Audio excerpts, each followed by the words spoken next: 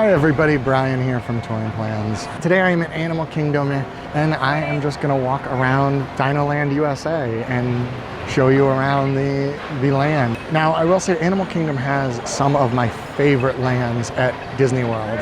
I would say 3 of them here are amazing. I would also say none of those 3 are Dinoland.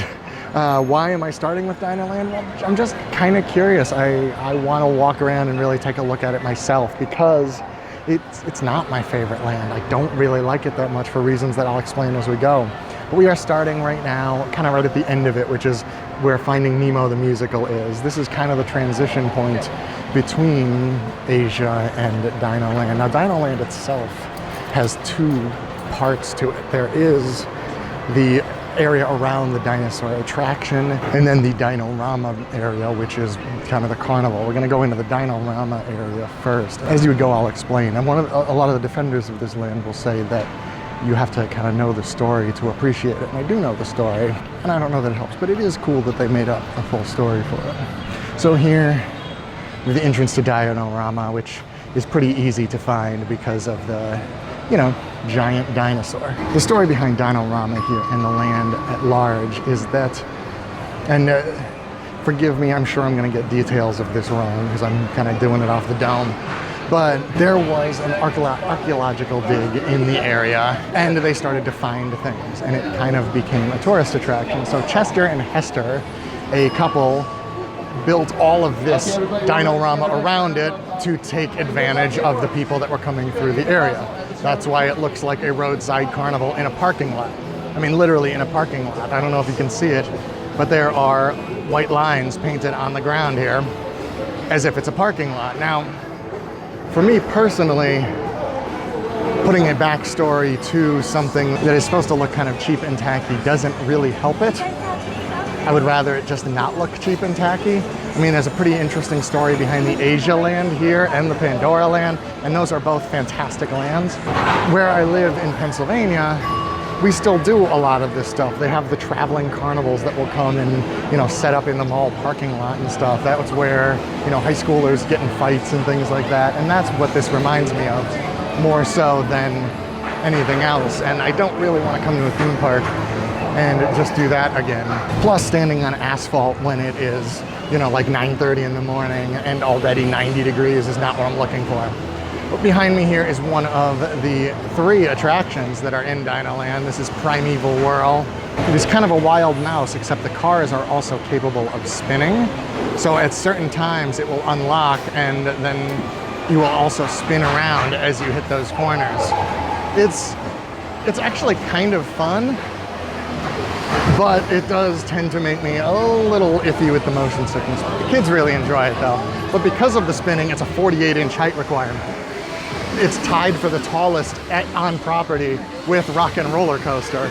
So even though I think it's probably more something that younger children would enjoy, they can't ride it. What they can ride here is Triceratops Spin, which is back here. It is just a spinner, basically like Dumbo, except with Triceratops. Why not pterodactyls or pteranodons or something flying? I don't know. So now we are kind of walking out of the Dino-Rama section here, as evidenced by going under this sign on this side. As you can see now, we are on the street.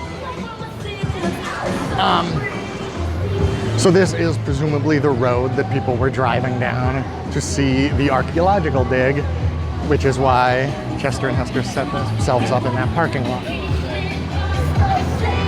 There is, right over here, across from Triceratops Spin, there is a meet and greet. I'm not sure who meets there now, to be honest with you. It used to be Goofy and Pluto. I don't know whether it still is. And they also, this is something they're doing now, is these Donald's Dino Bashes, which is, a DJ party, dance party with characters. Walking up the road here, we walk by some of the places that clearly were here and set up. The roadside gift shop here. And again, it looks great. This looks like a cheap, kind of crappy gift shop that would be set up next to a roadside attraction. But I don't go into those when I see them in real life.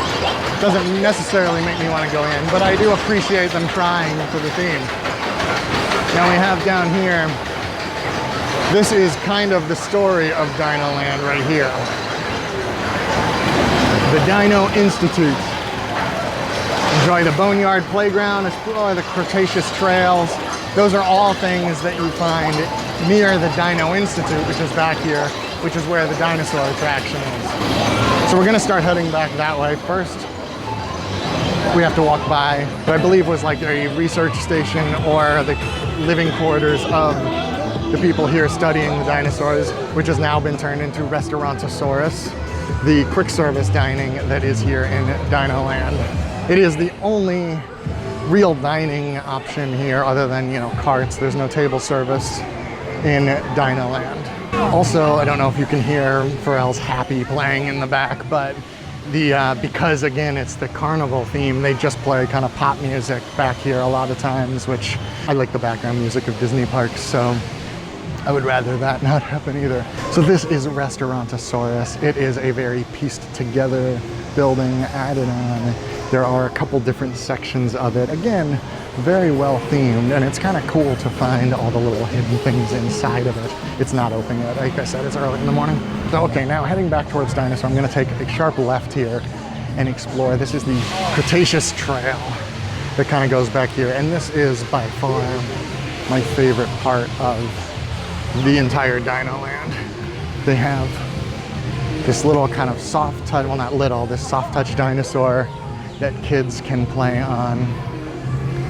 But they just have these kind of paths off the side. Now, I don't remember the pop music necessarily being played back here normally, so not sure why that's happening, but it is. All along these shaded paths, there are actual, you know, dinosaurs, well not actual dinosaurs of course, but there are dinosaurs kind of hidden in the grass here. I don't know my dinosaurs well enough to know what kinds these are, but they are there. And a lot of times you can hear sounds of, you know, the sounds of the jungle and dinosaurs. Not today. Today I can hear Happy. So now back out on the main path, continuing to walk towards Dinosaur. Pretty easy to find. It's in between those two pillars that say Dinosaur or Countdown to Extinction, which was the original name. And I heard it was a wilder ride then. I'm kind of glad it's not now, because it's already right on the border of too rough for me. But, you know, Dino Skillet. Now this is the Dino Institute area. But again, instead of going straight at the dinosaur building, which is over there, I'm gonna take a right here and go back this way. And this way is more of these paths. We are walking right under that dinosaur. This one, I mean, these kind of look like raptors, but I'm not sure that they are. I think, didn't they just find out that raptors were actually really small? Now back here, this used to be the old fast pass distribution area for Dinosaur. It is not now, it is all boarded up. I'm not sure if they're doing something else with it. But you will also notice all of these medallions all throughout Dinosaur Ride that say the Dino Institute. This is part of the extended outdoor queue for Dinosaur, which can't imagine they use a lot anymore. This is probably something they break out for, you know, New Year's Eve and things like that. Now we're circling around back to the front of Dinosaur attraction. And this is basically gonna end our tour. There's actually a very nice fountain on this side. We have the dinosaur on this side. Again, don't remember what kinds of dinosaurs these are. And then the meteor about to hit everyone, and that dinosaur, the one that kind of chases you throughout the ride. And that's it. That's pretty much Dinoland. Let me know in the comments below how you feel about it. You obviously know my feelings about Dinoland. I really like this section around Dinosaur here, but the Dino-Rama part, I think, pulls the whole thing down. And for good reason. It was done fairly cheaply and on a short notice.